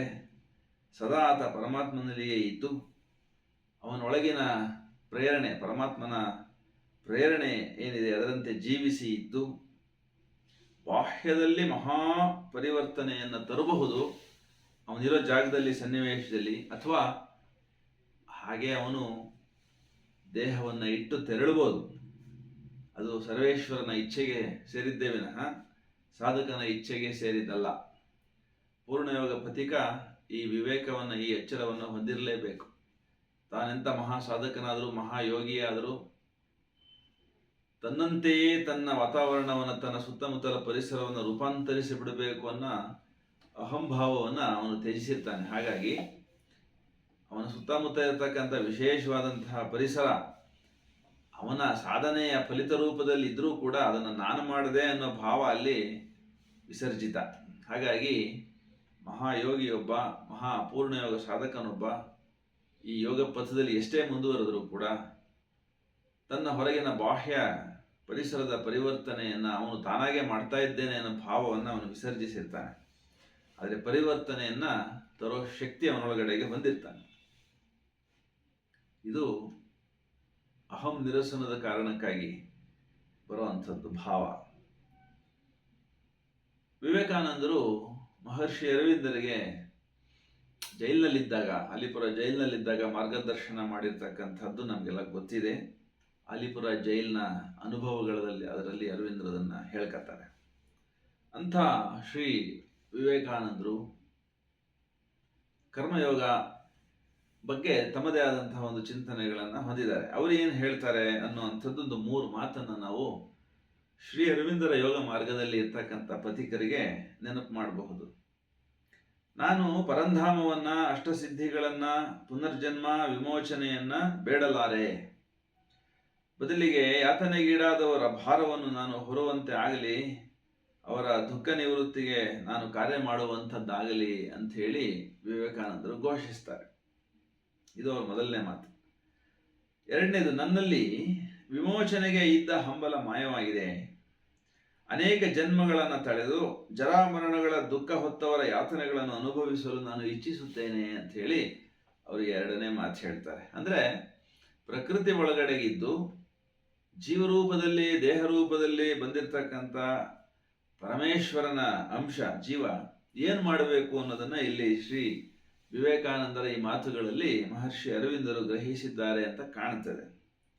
ಮೂರನೇ ಮಾತು, ಸರ್ವವ್ಯಾಪಿಯಾದ ಸತ್ಯಸ್ವರೂಪನಾದ, ಅಜನಾದ, ಅಮರನಾದ, ನಮ್ಮೆಲ್ಲರ ಆಧಾರನಾದ ದೇವನನ್ನು ನಾನು ಪೂಜಿಸುತ್ತೇನೆ. ಉಳಿದ ಎಲ್ಲ ದೇವರೂಪಗಳನ್ನು ನಾನು ಪರಿಗಣಿಸಲಾರೆ ಅಂತ ಹೇಳಿ ವಿವೇಕಾನಂದರು ಒಂದು ಕಡೆ ಹೇಳ್ತಾರೆ ಕರ್ಮಯೋಗ ಪುಸ್ತಕದಲ್ಲಿ. ಅಂದರೆ ನಮ್ಮ ಭಕ್ತಿ, ಶ್ರದ್ಧೆ, ಆರಾಧನೆಗಳು ವೈಯಕ್ತಿಕ ಅಹಂ ಮೂಲದಿಂದ, ವೈಯಕ್ತಿಕ ಸ್ವಾರ್ಥ ಮೂಲದಿಂದ, ಲಾಭದ ಉದ್ದೇಶಕ್ಕಾಗಿ ನಡೆಯದೆ ಸರ್ವವ್ಯಾಪಿಯಾದ ಪರಮೇಶ್ವರನ ಕಾರಣಕ್ಕಾಗಿ ನಡೆಯಬೇಕು ಎಂಬುದಾದಾಗ, ಆ ಸರ್ವೇಶ್ವರನು, ಸರ್ವಶಕ್ತನು, ಅನಂತನು, ಸರ್ವವ್ಯಾಪಿಯೂ ಆಗಿರ್ತಾನೆ. ಯಾವುದೋ ಒಂದು ಪಂಥಕ್ಕೆ, ಯಾವುದೋ ಒಂದು ಸಮೂಹಕ್ಕೆ, ಯಾವುದೋ ಒಂದು ದೇಶಕ್ಕೆ, ಯಾವುದೋ ಒಂದು ಕಾಲಕ್ಕೆ ಬದ್ಧನಲ್ಲ. ಕಾಲ ದೇಶಾತೀತವಾಗಿ, ನಾಮರೂಪಾತೀತವಾಗಿ ಎಲ್ಲವನ್ನೂ ಉದ್ಧರಿಸ್ಲಿಕ್ಕಾಗಿ ಯಾವ ಶಕ್ತಿ ಕೆಲಸ ಮಾಡ್ತಾ ಇದೆಯೋ ಅದರ ಸ್ವರೂಪವನ್ನಷ್ಟೇ ನಾನು ಪೂಜಿಸ್ತೀನಿ, ಸೇವಿಸ್ತೀನಿ ಅಂತ ಹೇಳಿ ಅವರು ಹೇಳ್ತಾ ಇದ್ದಾರೆ ಮೂರನೇ ಅಂಶದಲ್ಲಿ. ಇಲ್ಲಿ ಗೀತೆಯನ್ನು ಕೂಡ ನಾವು ಪರಿಗಣಿಸಬಹುದು. ಅಲ್ಲಿ ಪ್ರಧಾನವಾಗಿ ನಿಷ್ಕಾಮ ಕರ್ಮವನ್ನು ಭಗವಂತ ಕೃಷ್ಣ ಬೋಧಿಸ್ತಾನೆ. ಭಗವಂತ ಕೃಷ್ಣ ಶ್ರೀ ಅರವಿಂದರಿಗೂ ಕೂಡ ಜೈಲಿನಲ್ಲಿ ಮಾರ್ಗದರ್ಶನ ಮಾಡಿದ್ದರ ಬಗ್ಗೆ ನಾವು ಕೇಳಿದ್ದೀವಿ, ಓದಿದ್ದೀವಿ. ಆದರೆ ಅರವಿಂದರು ಮುಂದುವರೆದು ನಮ್ಗೆ ಹೇಳ್ತಾರೆ ಒಂದು ಮಾತು, ಈ ಎಲ್ಲದರ ಆಚೆಗೂ ಕೂಡ ಜೀವ ಹೋಗಬಲ್ಲ, ವಿಶ್ವಾತ್ಮನ ಸಾಕ್ಷಾತ್ಕಾರದ ಪರಿಪೂರ್ಣತೆಯನ್ನ ಮಾಡಿಕೊಳ್ಳಬಲ್ಲ, ಪರಮೇಶ್ವರನ ವಿಶ್ವಾತ್ಮನ ಪರಿಪೂರ್ಣ ಅವಸ್ಥೆಯನ್ನ ಪೂರ್ಣಯೋಗದ ಪಥಿಕ ಹೊಂದಬಲ್ಲ. ಅದೇ ನಮ್ಮ ಪೂರ್ಣಯೋಗದ ಉದ್ದೇಶ ಅಂಥೇಳಿ ಮಹರ್ಷಿ ಅರವಿಂದರು ಘೋಷಿಸ್ತಾರೆ. ಈ ಹಿನ್ನೆಲೆಯಲ್ಲಿ ಈ ಪ್ರಕಟಿತ ಬ್ರಹ್ಮಾಂಡದಲ್ಲಿ ಕಾರ್ಯ ಮಾಡ್ತಾ ಇರ್ತಕ್ಕಂಥ ಮಹಾಶಕ್ತಿ ಸ್ವರೂಪ ಕರ್ಮ ಪ್ರಭು, ಅದರ ಸಾಮರ್ಥ್ಯಗಳೇನಿದ್ದಾವೆ, ಅದರ ಜ್ಯೋತಿ ಏನಿದೆ, ಅದರ ಪ್ರೀತಿ ಏನಿದೆ, ಅದರ ನೀತಿ ಏನಿದೆ, ಆ ಎಲ್ಲವನ್ನ ಗ್ರಹಿಸಿದ್ದಾದ ಮೇಲೆ ಕರ್ಮವನ್ನ ಪೂರ್ಣಯೋಗ ಪಥಿಕ ಹೇಗೆ ಮಾಡ್ತಾನೆ ಅನ್ನೋದನ್ನ ಹೇಳ್ತಾರೆ. ಆಂತರಿಕವಾಗಿ ಸನಾತನ ಸ್ವರಾಜ್ಯದ ಸ್ವಾತಂತ್ರ್ಯದ ಮೂಲಕ ಅವನ ಕರ್ಮಗಳನ್ನು ಅವನು ಮಾಡ್ತಾನಂತೆ. ಅಂದರೆ ಏನು? ಬಾಹ್ಯ ನಿಯಂತ್ರಣಗಳಿಂದ ಪಾರಾಗ್ತಾನೆ. ಆಂತರ್ಯದ ಪ್ರಚೋದನೆಗಷ್ಟೇ ಅವನು ಮಾನ್ಯತೆ ಕೊಡ್ತಾನೆ. ಆಂತರ್ಯದಲ್ಲಿ ಪರಮ ಪುರುಷನೇ ನಿವಾಸಿಯಾಗಿರೋ ಕಾರಣಕ್ಕಾಗಿ ಅವನ ಪ್ರಚೋದನೆಯೇ ಎಲ್ಲ ಕರ್ಮಗಳ ಹಿಂದೆಗಡೆ ಇರ್ತದಾಗಿ ಪೂರ್ಣಯೋಗ ಪಥಿಕ ಆ ಸ್ವಾತಂತ್ರ್ಯವನ್ನು ಹೊಂದಿರ್ತಾನೆ. ಎಲ್ಲದರಿಂದ ಬಿಡುಗಡೆಯನ್ನು ಹೊಂದಿ ಕರ್ಮದಲ್ಲಿ ನಿರತನಾಗಿರ್ತಾನೆ. ಆ ಎಲ್ಲ ಕರ್ಮಗಳು ತೀರಾ ಅಂತರಾಳದ, ಅಂತರಾತ್ಮನ, ಚೈತ್ಯಾತ್ಮನ, ಚೈತ್ಯ ಪುರುಷನ ಇಚ್ಛೆಗೆ ಅನುಗುಣವಾಗಿ ಬಾಹ್ಯ ನಿಯಂತ್ರಣಗಳಿಂದ ಬಿಡುಗಡೆಯನ್ನು ಹೊಂದಿ ಯಾವ ಬಹಿರಂಗದ ಭಾವಗಳಿಗೂ, ಬಹಿರಂಗದ ಭೌತಿಕ ನಿಯಂತ್ರಣಗಳಿಗೂ ಒಳಗಾಗದೆ ಸಂಪೂರ್ಣ ಅರಿವಿನ, ಬೆಳಕಿನ, ಪ್ರೀತಿಯ ಒಂದು ನೀತಿಯ ಕರ್ಮಗಳಾಗಿರ್ತವೆ. ಅದಕ್ಕೆ ಉದಾಹರಣೆ ಬೇಕಾದ್ರೆ ನಾವು ಒಂದು 2-3 ನೋಡ್ಕೊಳ್ಬಹುದು. ಜನಕ ಮಹಾರಾಜ, ಭಗವಾನ್ ಶ್ರೀಕೃಷ್ಣ, ಶ್ರೀರಾಮ, ಇವರೆಲ್ಲರೂ ಕರ್ಮಗಳನ್ನು ಮಾಡಿದ್ದಾರೆ. ಯಾವ ಕರ್ಮವನ್ನು ತಮಗಾಗಿ ಮಾಡಿದವರಲ್ಲ, ಎಂಥ ಸಂದರ್ಭದಲ್ಲೂ ಕರ್ಮವನ್ನು ಬಿಟ್ಟವರಲ್ಲ. ಜೀವನದ ಎಲ್ಲ ಸನ್ನಿವೇಶಗಳಲ್ಲಿ ಕರ್ಮಾಚರಣೆಗೆ ಅವರು ಸನ್ನದ್ಧರಾಗಿ ಟೊಂಕ ಕಟ್ಟಿ ನಿಂತಿದ್ರು. ಪವಿತ್ರ ಕರ್ಮಗಳಲ್ಲಿ ಸದಾ ತೊಡಗಿದ್ರು. ಹಾಗೆ ಪೂರ್ಣಯೋಗದ ಸಾಧಕ ತನ್ನ ಸಮಸ್ತ ಜೀವನದಲ್ಲಿ ಎಲ್ಲ ಸನ್ನಿವೇಶಗಳಲ್ಲಿ ಕರ್ಮದಲ್ಲಿ ತೊಡಗಬೇಕಾಗುತ್ತೆ. ಅದಕ್ಕೆ ಅವನು ಆಶ್ರಯಿಸುವಂಥದ್ದು ಅಂತರ್ವಾಣಿ ಅಂತ ಹೇಳ್ತಾರೆ. ಯಾಕೆಂದರೆ ಕಾರ್ಯದ ಪ್ರಭು ಅಂತರಂಗ ನಿವಾಸಿ ಚೈತ್ಯ ಪುರುಷ ಆಳದಿಂದ ಪ್ರಕಟಿಸ್ತಾನೆ. ಏನು ಮಾಡಬೇಕು ನೀನು ಅನ್ನುವಂಥದ್ದನ್ನು, ಯಾವ ಸಂದರ್ಭದಲ್ಲಿ ಎಲ್ಲಿ ಹೇಗೆ ಅನ್ನುವಂಥದ್ದನ್ನು ಅವನು ತೀರ್ಮಾನಿಸ್ತಾನೆ. ಅದರಂತೆ ನಡ್ಕೊಳ್ಬೇಕು. ಅಹಂಮುಕ್ತವಾಗಿದ್ದು ಹೃದಯ ಬುದ್ಧಿಗಳು ಶುದ್ಧವಾಗಿದ್ದಾಗ ಅಂತರ್ವಾಣಿ, ಅಂತರಾತ್ಮನ ಪ್ರಚೋದನೆ ಗೋಚರಿಸ್ತದೆ, ತಿಳಿತದೆ. ಕರ್ಮದ ಪ್ರಭು ಅವಾಗ ಈ ದೇಹ ಸತ್ತೆಯ ಮೂಲಕ ತನ್ನ ಕರ್ಮವನ್ನು ನಡೆಸೋದಕ್ಕೆ ಸುಲಭವಾಗಿ ಅವಕಾಶವಾಗುತ್ತೆ. ನಮ್ಮ ಹೃದಯದ ಆಳದಲ್ಲಿರುವವನು ನಮಗೆ ಗೋಚರಿಸಬೇಕಾದ್ರೆ ಸರ್ವ ರೀತಿಯ ಅಹಂಕಾರ ಅಳೆದಿರಬೇಕು. ಪ್ರಕೃತಿಯ ಪರಿಶುದ್ಧತೆ ನಮ್ಮಲ್ಲಿ ನೆಲೆಸಿರಬೇಕು. ಆಗ ಮಾತ್ರ ಆ ಅಸ್ತಿತ್ವದಿಂದ ಬರ್ತಕ್ಕಂಥ ಕರ್ಮ ಅಂತರಾತ್ಮನ ಆದೇಶದಿಂದ, ಅಂತರಾತ್ಮನ ಪ್ರಚೋದನೆಯಿಂದ ಸಂಭವಿಸುತ್ತದೆ. ಆಸೆ ಆಸಕ್ತಿಗಳಿಂದ ದೂರಾಗಿ ಅನಂತ ಸತ್ಯ ಪಾವಿತ್ರ್ಯಗಳಲ್ಲಿ ನೆಲೆಸಿ ಅಮರ ದಿವ್ಯ ಪರಾತ್ಪರ ಪರಮಾತ್ಮನಿಂದಲೇ ನಿಯಂತ್ರಿತನಾಗಿ ಜೀವನ ಯಾತ್ರೆಯನ್ನು ಸಾಗಿಸ್ತಾ ಇರ್ತಕ್ಕಂಥ ಸಾಧಕ, ಅವನ ಕರ್ಮ ಆತನ ಪ್ರಕೃತಿ ಸ್ವಭಾವ ಸ್ವಧರ್ಮಗಳಿಗೆ ಅನುಗುಣವಾಗಿ ಪರಾಶಕ್ತಿಯಿಂದಲೇ ಮಾರ್ಗದರ್ಶನವನ್ನು ಹೊಂದುತ್ತಿರುತ್ತವೆ ಅಂತ ಹೇಳ್ತಾರೆ. ಇದು ಬಹಳ ವಿಶೇಷವಾದಂಥ ಒಂದು ಮಹರ್ಷಿ ಅರವಿಂದರ ಒಂದು ತಿಳುವಳಿಕೆ, ಅವರ ಸ್ವಾನುಭವ ಅಂತ ಹೇಳಿ ನಮಗಾದರೂ ಅನ್ನಿಸ್ತದೆ. ಅವರ ಜೀವನವನ್ನು ನಾವು ನೋಡಿದಾಗ ಮಹರ್ಷಿ ಅರವಿಂದರು ಆಸೆಗಳಿಂದ ಮುಕ್ತರಾಗಿದ್ದರು, ಆಸಕ್ತಿಗಳಿಂದ ಮುಕ್ತರಾಗಿದ್ದರು, ಜಗತ್ತಿನ ಜಂಜಾಟಗಳಿಂದ, ಜಗತ್ತಿನ ಸರ್ವ ಆಕರ್ಷಣೆಗಳಿಂದ ಪಾರಾಗಿದ್ದರು, ದೂರಾಗಿದ್ದರು. ಪಾವಿತ್ರತೆಯಲ್ಲಿ ಸದಾಕಾಲ ಬುದ್ಧಿ ಮನ ಚಿತ್ತ ಅಹಂಕಾರಗಳನ್ನು ತೊಡಗಿಸ್ತಾ ಇದ್ರು. ಆ ಕಾರಣಕ್ಕಾಗಿ ಪರಾತ್ಪರ ದಿವ್ಯ ಪುರುಷನ ಸನ್ನಿಧಿಯನ್ನು ಅವರು ಹೊಂದಿದ್ರು. ಅವರ ಸಮಸ್ತ ಅಸ್ತಿತ್ವವನ್ನು ಆ ದಿವ್ಯ ಪುರುಷನ ಪದತಲದಲ್ಲಿ ಸಮರ್ಪಿಸಿದರು. ದಿವ್ಯ ಪುರುಷರೇ ಆದರು, ಮಹಾಯೋಗಿಯಾದರು, ಜಗನ್ಮಹಾಕವಿಯಾದರು, ದಾರ್ಶನಿಕರಾದರು, ಅತಿಮಾನಸ ಯೋಗಿಯಾದರು.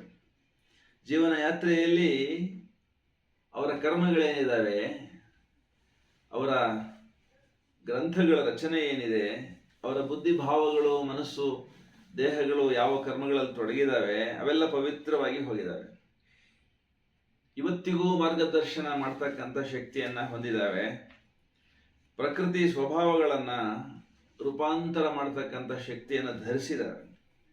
ಯಾಕೆಂದರೆ ಪರಾಶಕ್ತಿಯಿಂದ ಅವರು ಮಾರ್ಗದರ್ಶನವನ್ನು ಸದಾಕಾಲ ಪಡಿತಾ ಇದ್ದರು ಅನ್ನೋದಕ್ಕೆ ಅವರ ಸಾಹಿತ್ಯದಲ್ಲಿ ಬೇಕಾದಷ್ಟು ನಿದರ್ಶನಗಳು, ಉದಾಹರಣೆಗಳು ನಮಗೆ ಸಿಗ್ತವೆ. ಸದಾಕಾಲ ನಿಮ್ನ ಪ್ರಕೃತಿಯಿಂದ ಪಾರಾಗಿ ಸಮಸ್ತ ನಿಮ್ನ ಪ್ರಕೃತಿಯ ಮೂಲದಲ್ಲಿ ಪರಾಶಕ್ತಿಯೇ ತೊಡಗಿದೆ ಎನ್ನುವುದರ ಗೋಚರ ತಿಳುವಳಿಕೆಯನ್ನು ಹೊಂದಿದವರಾಗಿ ಮಹರ್ಷಿ ಅರವಿಂದರು ತಮ್ಮ ಇಡೀ ವ್ರತನಿಷ್ಠ ಜೀವನವನ್ನು ಜೀವಿಸಿದರು. ಜ್ಞಾನಯೋಗದ ಉತ್ತುಂಗ ಶಿಖರವನ್ನು ಮುಟ್ಟಿದ ಯೋಗಿ ಅಂತ ಅನ್ನಿಸಿಕೊಂಡರು. ಪ್ರಕೃತಿಯ ಎಲ್ಲ ವಿಚಾರ ಸಂಕಲ್ಪ ಕರ್ಮಗಳನ್ನು ತಮ್ಮ ಅತಿಮಾನಸ ಶಕ್ತಿ ಯೋಗದಿಂದಲೇ ಪ್ರಭಾವಿಸ್ತಕ್ಕಂಥ ಸಾಧ್ಯತೆ ಒಂದಿದೆ ಅನ್ನೋದನ್ನು ತಿಳಿದರು. ಆ ಕಾರ್ಯದಲ್ಲಿ ತೊಡಗಿದರು. ಸನಾತನದಲ್ಲಿ ಏಕಾಗ್ರರಾಗಿ ಅತೀತದಲ್ಲಿ ಸದಾಕಾಲ ತಲ್ಲೀನರಾಗಿದ್ದರು. ಇದು ಅವರಿಗೆ ಅನಿವಾರ್ಯವಾಗಿ ಏನಿರಲಿಲ್ಲ. ಬೇರೆ ಎಲ್ಲ ಯೋಗಿಗಳಂತೆ ತಮ್ಮ ಸಾಧನೆ ಒಳಗಡೆ ತಮ್ಮ ಆನಂದದಲ್ಲಿ ತಾವು ಲೀನರಾಗಿ ಇರಬಹುದಾಗಿತ್ತು. ಆದರೆ ಜಗತ್ತಿನಲ್ಲಿ ಜಡದ ಚೈತನ್ಯದಲ್ಲಿ, ಜಡದ ಅವಸ್ಥೆಯಲ್ಲಿ ಒಂದು ರೂಪಾಂತರ ಮಾಡಬೇಕು, ತರಬೇಕು. ಅದಕ್ಕಾಗಿ ಶಕ್ತಿಧಾರೆಗಳನ್ನು ಈ ಭೂತಲಕ್ಕೆ ಇಳಿಸಬೇಕು ಅಂತಕ್ಕಂಥ ವ್ರತನಿಷ್ಠ ಸಂಕಲ್ಪದ ಬದುಕನ್ನು ಅವರು ಆರಿಸಿಕೊಂಡರು. ಪೂರ್ಣಯೋಗವನ್ನು ಅದಕ್ಕಾಗಿ ನಮಗೆ ಬೋಧಿಸಿದರು. ಕರ್ಮ, ಭಕ್ತಿ, ಜ್ಞಾನ ಇವುಗಳನ್ನು ಸಂಗಮಿಸುವಂತೆ ಸಾಧನೆಯನ್ನು ಮಾಡಿ ನಿದರ್ಶಿಸಿದರು. ಆ ಎಲ್ಲ ಶಕ್ತಿಧಾರೆಗಳು, ಊರ್ಧ್ವಲೋಕದ ದೇವತಾ ಶಕ್ತಿಗಳು ಈ ಮಹರ್ಷಿ ಅರವಿಂದರ ಪ್ರಣೀತವಾಗಿರ್ತಕ್ಕಂಥ ದಿವ್ಯ ಜೀವನ, ಯೋಗ ಸಮನ್ವಯ, ಪರಮಹಾಕಾವ್ಯ ಸಾವಿತ್ರಿ ಇತ್ಯಾದಿ ಇತ್ಯಾದಿ ಗ್ರಂಥ ರಾಶಿಗಳಲ್ಲಿ ನಿಹಿತವಾಗಿದೆ. ಅವುಗಳನ್ನು ನಾವು ಶ್ರದ್ಧಾಭಕ್ತಿಗಳಿಂದ ಪರಾಂಬರಿಸಿ ಅಧ್ಯಯನ ಮಾಡಿ ಮನಸ್ಸು, ಬುದ್ಧಿ, ಚಿತ್ತಗಳನ್ನು ಅವುಗಳಲ್ಲಿ ತೊಡಗಿಸಿ ನತಮಸ್ತಕರಾಗಿ ನಮಸ್ಕರಿಸುವ ಒಂದು ಭಂಗಿಯಲ್ಲಿ ಸದಾಕಾಲ ವಿನೀತರಾಗಿ ವಿಧೇಯರಾಗಿ ನಾವು ಬದುಕನ್ನು ನಡೆಸಿದಾಗ ಈ ಪೂರ್ಣಯೋಗದ ಹಾದಿಯೊಳಗಡೆಗೆ ಸಾಕಷ್ಟು ಮುಂದುವರಿದು ಆ ಶಕ್ತಿ, ಜ್ಯೋತಿ, ಆನಂದವನ್ನು ನಾವು ಅನುಭವಿಸಬಹುದು, ನಮ್ಮೊಳಗಡೆಗೆ ಅವತರಿಸುವಂತೆ ನಾವು ಪ್ರಾರ್ಥಿಸಬಹುದು. ಆ ನಂತರದಲ್ಲಿ ನಮ್ಮ ಪರಿಸರದಲ್ಲಿ ಅವುಗಳನ್ನು ಹಬ್ಬಿಸಬಹುದು ಅನ್ನುವಂಥದ್ದು ಸ್ಪಷ್ಟವಾದ ತಿಳುವಳಿಕೆ, ಸ್ವಾನುಭವ ಎಲ್ಲರಿಗೂ ಉಂಟಾಗಲಿ, ಈ ಮಹಾಕಾರ್ಯದಲ್ಲಿ ಎಲ್ಲರೂ ತೊಡಗಲಿ ಅಂತ ಹೇಳಿ ಭಾವಿಸ್ತಾ, ಈ ಹೊತ್ತು 1 ಗಂಟೆಯ ಈ ಅವಧಿಯಲ್ಲಿ ಈ ಒಂದು ಪವಿತ್ರವಾದಂತಹ ವಿಭೂತಿ ಪೂಜೆಯನ್ನು, ಮಹರ್ಷಿ ಅರವಿಂದರ ಸದ್ಭಾವಗಳನ್ನು, ಹೃದ್ಭಾವಗಳನ್ನು, ಅವರ ಚಿದ್ಭಾವಗಳನ್ನು, ಅತಿಮಾನಸ ಜ್ಯೋತಿಯನ್ನು ಹೊಂದಿರತಕ್ಕಂಥ ಈ ಒಂದು ಅಕ್ಷರದ ಪಾತ್ರೆಗಳನ್ನು ತಮ್ಮೆಲ್ಲರ ಅತ್ಯಂತ ಪವಿತ್ರವಾದ ಮನಸ್ಸುಗಳಿಗೆ ತಲುಪಿಸ್ತಕ್ಕಂಥ ಕಾರ್ಯದಲ್ಲಿ ತೊಡಗಲಿಕ್ಕೆ ಅವಕಾಶ ಮಾಡಿಕೊಟ್ಟಂಥ ಶ್ರೀಯುತ ಅಜಿತ್ ಸಬ್ನೀಸ್ ಸರ್ ಅವ್ರಿಗೂ, ಶ್ರೀಮತಿ ವೈಶಾಲಿ ಅವ್ರಿಗೂ ಮತ್ತು ಈ ಕಾರ್ಯದಲ್ಲಿ ಭಾಗಿಯಾಗಿರ್ತಕ್ಕಂಥ ತಮ್ಮೆಲ್ಲರಿಗೂ ಒಳಿತಾಗಲಿ, ಈ ಹಾದಿಯಲ್ಲಿ ಮುನ್ನಡೆಯುವಂತಾಗಲಿ ತಾವೆಲ್ಲರೂ ಅಂತ ಹೇಳಿ ಭಾವಿಸಿ ಹಾರೈಸಿ ನನ್ನ ಮಾತುಗಳಿಗೆ ಮಂಗಳ ಹಾಡ್ತೀನಿ. ಧನ್ಯವಾದ, ನಮಸ್ಕಾರ. ಥ್ಯಾಂಕ್ ಯು ಪ್ರೊಫೆಸರ್ ನಂದೀಶ್ ಅವರು. ಇವತ್ತು ತುಂಬಾ ಚೆನ್ನಾಗಿತ್ತು ಕರ್ಮಯೋಗ ಬಗ್ಗೆ.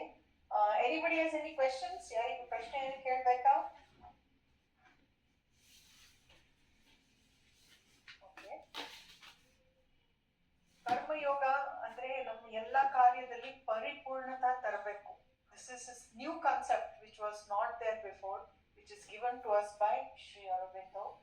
ಅಂಡ್ ಪ್ರೊಫೆಸರ್ ನಂದೀಶ್ ಅವರೇ, ನೀವು ಇಲ್ಲಿ ಕರ್ಮಯೋಗ ಬಗ್ಗೆ ಪೂರ್ಣ ವಿಸ್ತಾರದಲ್ಲಿ ಎಲ್ಲ ಹೇಳ್ಬಿಟ್ಟಿದ್ದಾರೆ in the light of Shri Aurobindo.